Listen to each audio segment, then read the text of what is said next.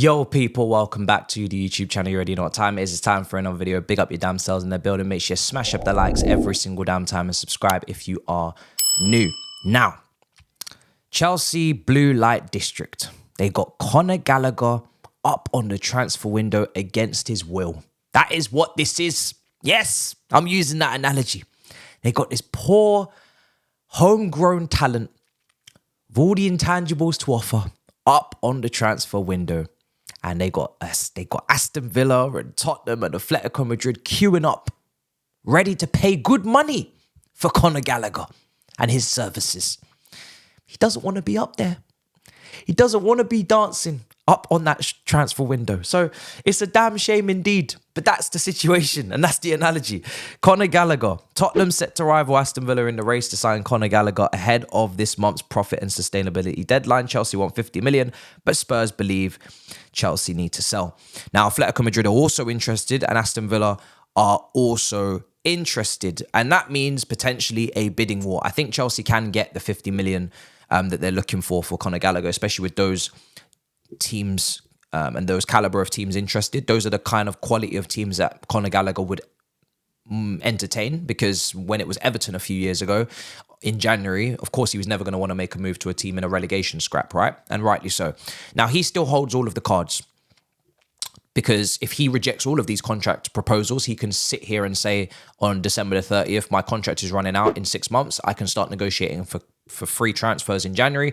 What do you want to do as a hierarchy? And they will have to really offer him a contract, because why would you want to let a £50 million asset walk for free in the summer? So Conor Gallagher still holds all the keys and can stay if he pleases. However, I think Aston Villa are the kind of club that he could and would make the move to, especially if he feels like he's on a ticking time bomb where the hierarchy are always going to be looking to sell him. They're always going to be trying to put these roadblocks in his way where head coach is not going to really stick up for him because that's the new title.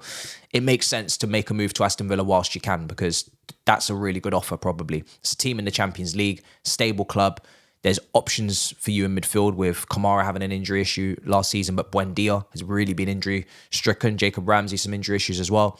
So you could play in those advanced 8 roles. I've seen Douglas Luiz could be leaving as well to Juventus, but profile for profile, that's not really a great match for Villa. But it's a good club to go to. It's an ambitious club. They got Emery, a very good manager. And like I said, they're playing Champions League football. So I think that's the kind of move that Conor Gallagher would like to make. And he definitely preferenced them ahead of Tottenham, where that would kind of damage the relationship with the fan base, the Chelsea fan base, a lot more.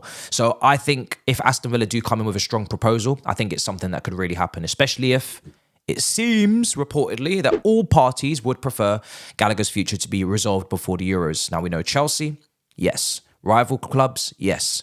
Conor Gallagher, potentially. If he wants that all solved and sorted so he can have a clear mind going into Euros, then, you know, Aston Villa makes a lot of sense. And especially because, quickly, before we move on, Duran is of still interest to Chelsea, Jason Derulo. And if Aston Villa, you know, could be a sweetener for both clubs, it's one of those situations where we'll give you Conor Gallagher in a separate deal, won't be a swap, and that means it sweetens the deal for Duran if we miss out on Sesko, which we're going to discuss next. Long-standing interest from January, of course, on Duran. We'll see if Chelsea make the move. Not a lot of sample size. Yes, some shades of talent there, some shades of, you know, ability, but not enough kind of evidence to invest completely into. And for sure, you're not going from backup striker at Villa to starting striker at Chelsea. It's going to take some time for him to adapt to the expectations, the demands, the pressure of starting for a club, because he hasn't been doing that. And it just means that maybe Jackson doesn't get the stiff competition he needs maybe next season for us to really go for top 4. So we'll see. I would prefer the other option, which is Sesko. Now, Mark Goldbridge tweeted, I think it was maybe yesterday or earlier today, that it was quoted from what he said on his channel, is that, Chelsea have been stealing targets. And it's not the first person to say this.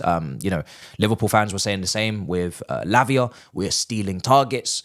It's not true. Chelsea had long-standing interest in Olise, which is, the player that Manchester United are also going for. We had interest last summer. Last summer, we were interested in Olise, went to a tribunal. Unfortunately, we were taken to court, so the deal could not be materialised. So it's not something that we're going for now just because Man United are interested. We were interested in Olise last summer, and we probably would have got him, like I said, if we didn't have that issue with Crystal Palace maybe tapping up the player, even though he has a release clause. Now, in terms of Lavia, we knew, again, as we said to Liverpool fans, we were interested the summer before. Joe Shields, who's got links to both Olise and Lavia, having previously worked with them, he also was very interested in Lavia last summer. And yeah, we couldn't get him because he had just transferred to Southampton. It doesn't really make sense to transfer to a club, then transfer again in the same season, same summer. But we were long-standing interest in the player.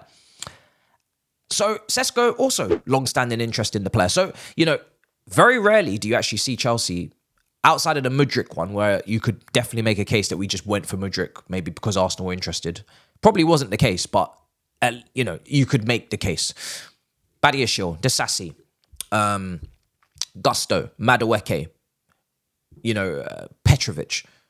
None of these players had interest from other clubs. We just went for them. They were scouted. The directors felt like those were the players we should target, we should go for, your Washingtons, etc., your Angelos, and we signed them. So Chelsea's transfer strategy is not about just who do you want, we'll go for them. It is quite consistent that top clubs are interested in the same players because they want to have the same ambitions, right? When we wanted, Pedro, and Man United were trying to get Pedro. When we wanted Willian and Tottenham were trying to get Willian. When you wanted Mikel and then we got Mikel, everybody shares targets. It's quite normal. Just wanted to kind of clarify that. Chelsea are not just going for players that are going through Twitter in terms of interest for others. But anyway, we move on. So in terms of Sesko and Olise, I'm putting these guys together. In terms of projects, because it seems like Sesko's got a decision to make on his hands, whether he picks the Arsenal, Chelsea or Manchester United project. And he's going to decide in the next couple of days. He also has an important proposal from Leipzig. I personally would say that Arsenal's project is at the top, of the preference for most players right now. Chelsea and then Manchester United. The reason why I've got it listed like that is because Arsenal are in title challenges, in title races. They're in Champions League football. They can pay the wages, as we saw with Havertz. They're stable and established now. That's where they're at as a club. And there's a clear position for him to fight for, not even fight for, to take. He's going to be, in my opinion, a better striker than Havertz. His ball striking ability, his heading ability, he's a striker. Havertz is not a true striker. So I think he wins that. Jesus is injury prone, not prolific. And Nketiah is leaving. So that spot is there for him to take and run with at the top end of an established system with an established coach and established players that have been playing with each other for years. Easy to walk into. Good environment. Chelsea second because they have a manager. A Chelsea second because they have seem to be very persuasive in the way that they are able to convince players constantly to join this project. And there is a lot of talent and there is a lot of potential in terms of Nkunku you could play with, Palmer you could play with, potentially Olise you could play with, Enzo and Caicedo you could play with. So there is potential for a really good team. And we have a manager. Man United at the bottom because they don't have any clarification on who the manager is next season. And that's a very risky environment for a player to walk into. You're talking to Ten Hag, next minute you're talking to Kieran McKenna or you're talking to someone else. You don't know. So until that manager situation is resolved, Europa League versus Conference League, I don't think it makes a massive difference from a player that's already played Champions League for Leipzig and really would rather play Champions League than any of these other inferior competitions. So I've got them listed in that way due to that. We'll see what Sesko's decision is. I would prefer Sesko over Duran, of course, because Sesko's got a bigger catalogue, more evidence, playing under pressure for a team in the Champions League, and I think can directly come in and give Jackson some proper competition immediately, whereas Duran probably take a bit longer. And he's 6'5", really good in the air, nice variety of goals, no injury record as well. That is, to be really zoomed in on, and that means he can help us defend set pieces and whatnot. Of course, he's not experienced, and I would have preferred a true gunman who's just got evidence of doing it for 3-4 seasons on the bounce. But we know Chelsea are not going to go for Osimhen. We're not going to go in for Yorikes. We're not going to go in for... Haven't really been linked with Tony for a while. Obviously, personal issues there. And there's injury issues with Isak and Osimhen as well. So it's not like the perfect person exists. And for the fee of 55 to 60, at least you know that you're getting someone with extremely high potential as a striker. You could see it at the back end of the season he's just had. It's not perfect, but I think it's better than paying 130 million for Osimhen and then he's out for 4 or 5 weeks. Gyökeres is still a risk. 1 season in Portuguese league, before that in the Championship. A good player, good profile, but 80 million pounds, 100 million euros, a lot of money. So there's no perfect person there. I can accept this one. This one I can make it make sense for me. And finally, Olise, because yes, Olise, we are very much interested in for the second time. And I feel a bit more confident with this one. Arsenal, I think, are favourites for Sesko, but I feel a bit more confident with Olise, even though both clubs are stockpiling right wingers. It's not just Chelsea. Like I said, Man United are trying to pretend like they got this plan for Olise. You've got Anthony, who you spent a large amount of money on, so you're going to have to potentially, write that one off and say it didn't work out, which is a big thing to do when you spend that kind of money. And Diallo also plays same position, high potential player, needs minutes. Really, I think could start for Manchester United next season. I think he's good enough. So you got two right wingers. We've got two right wingers in Madueke and Palmer in terms of now, not 2025 with Esteval and Pades. So we both got the same amount of wingers. Now, Palmer can move into the 10. Maybe Diallo can move into the 10. And then you've got a space for Olise to have two right wingers. That's the plan, according to Secret Scout, is that Chelsea are looking to have Olise and Madueke on the right, Sterling and Mudryk on the left, and then Palmer and Nkunku in the middle. Where does Carney Chukwuemeka fit in? It's an extra body. We've got maybe potentially 60 to 70 games. There's injuries. So, yeah, just about healthy competition. But after that, there's no room for Somerville. There's no room for anybody else unless someone is 100% getting sold. But yeah, both clubs going for Olise. I think Chelsea are slight favourites purely because we're more aggressive and I know we're going to make an offer. We did it last summer. Whereas Man United with Ineos, they might be more cautious, more cagey. Chelsea will 100% make an offer. If the release clause is there, just don't tap up the player again and Chelsea will be there. Personal terms won't be a problem for either club. Transfer fee won't be a problem for either club. It's just down to personal preference for Olise. We're already in London. Young Philly, his friend, is here. And Richard Olise is at the academy and signed a new professional contract. Let's see which one he prefers. It could be Man United. Man United is probably an easier team to get into right now because there is no Cole Palmer.